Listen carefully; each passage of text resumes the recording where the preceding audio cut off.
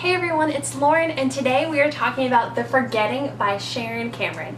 Now, I got this book in my Uppercase box a couple months ago, and I really didn't know anything about this book going into it. I had the praises on the back, which these aren't even about this book. So I knew a little bit about Sharon Cameron's other works, what people thought about them from the notes on the back.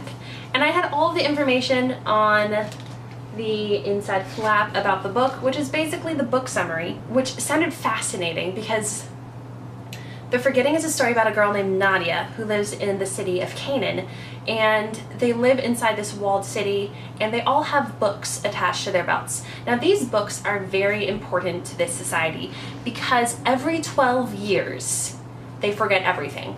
Absolutely everything. They have no idea what happened 5 minutes ago, what happened 5 years ago, what happened 11 years and however many odd days ago, because every 12 years everybody in their society forgets. These books are very important to them because they write everything that happens to them into these books, and these books are their truth. So everything that's written in their book, that's what they know about themselves, and that's what everybody knows about themselves and interactions with other people. So these books are very important to their society, but there's something a little weird going on because everybody forgets except for Nadia. Nadia remembers everything that has happened to her. She went through the forgetting once when she was pretty young. I think she was maybe 6-ish. Pretty young, definitely under 10 because she's not that old. She's still a teenager in this book, but she was old enough to remember something. She was old enough to remember her father. She was old enough to remember her siblings and her mother and how life was before the forgetting, and then everything that happened immediately afterwards. She was able to remember everything, which is very, very abnormal in this society. She is the only person who has remembered everything. But this means she also remembers things that were changed through what people wrote in their books before the forgetting. After the forgetting, Nadia doesn't have her father anymore. Her father is married to somebody else and has other children. And just like that, a person can change their entire life just by altering what they write in their book. And I thought that was a very interesting concept for this series, as Nadia is going through trying to figure out exactly what is going on with this city. They're also not allowed to go outside the city, but Nadia is kind of a rule breaker and likes to flaunt the rules. So she goes over the wall and goes exploring outside the city. And through all of this, she meets Gray, who is the glassblower's son. She thinks at first that Gray is going to report her and turn her in, but he doesn't. They become really good friends, and they start working together on different aspects of things and piecing together what is going on in this city. Now, I'm not going to tell you much more because I might have already touched on some very small spoilers, if any.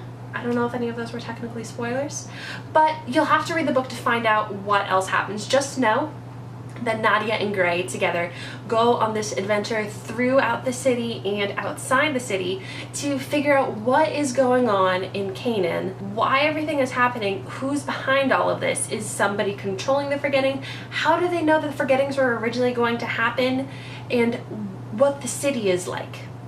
But enough about that. Let's talk about the characters. I really liked Nadia. She was entertaining, she was smart, she was piecing things together and figuring things out. She was taking risks, but she wasn't taking unnecessary risks. She was working within the system for the bits that she could for figuring things out, but then when she needed to, she knew what she had to do to get things done. And I really appreciated that about her character. I appreciated her relationship with her family because she has some troubles with her mom and with her older sister, and just seeing her interact with her sisters. She and her younger sister are really close, and her younger sister covers for her sometimes and gets things smoothed out, which was a really cool dynamic to see because I have sisters, and knowing how we interacted and seeing how they interacted in a very authentic sisterly way, I really appreciated how all of them were portrayed. And then I found Gray to be fascinating because when you meet Gray, you really don't know what to think about him.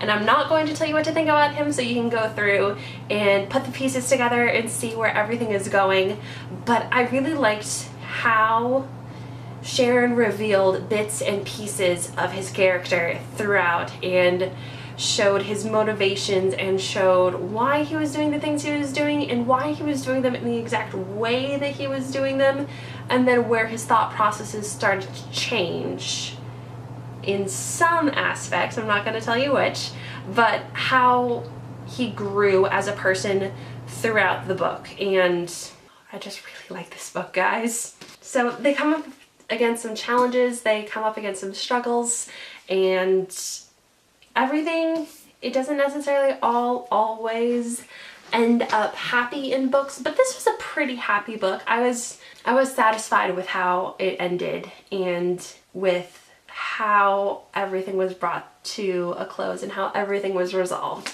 Which sometimes, even if a book has a sad ending, I'm not saying this one does or doesn't, but even if a book has a sad ending, if everything is resolved well, I'm still really okay with it. So The Forgetting, it's a beautiful cover. Let me show you this because it has small gold leaves. It's really hard to see this. And it says, "I am made of my memories," which is a concept that is explored throughout the book. So I thought it was really cool that that was put on the hardcover like that. Overall, I would highly recommend reading The Forgetting. I haven't read any of Sharon Cameron's other books, but they're definitely on my list to get a hold of, especially Rook. I think Rook looks fascinating, so I want to get my hands on that soon. But this book, I am giving it definitely 4 out of 5 stars. It might almost be a 5 out of 5, but we're gonna go with 4 out of 5 stars. I might change my mind a little bit later on after another read. If so, updated rating will definitely be on my Goodreads. I keep all of my ratings there and make sure they're all up to date with my current thoughts on books. So 4 out of 5 stars for The Forgetting. It's a great story with dynamic characters. I love to see them grow and change and learn about the backstory. Some of the backstories of these characters really explain why they do what they do and why they react to some things in some ways, and that was just a really cool journey to find those things out. So those are my thoughts on The Forgetting by Sharon Cameron. If you like this video and want to see more videos like this from me, go ahead and hop on over and subscribe to my channel. I would love it if you would subscribe. If you enjoyed this video, don't forget to give it a thumbs up.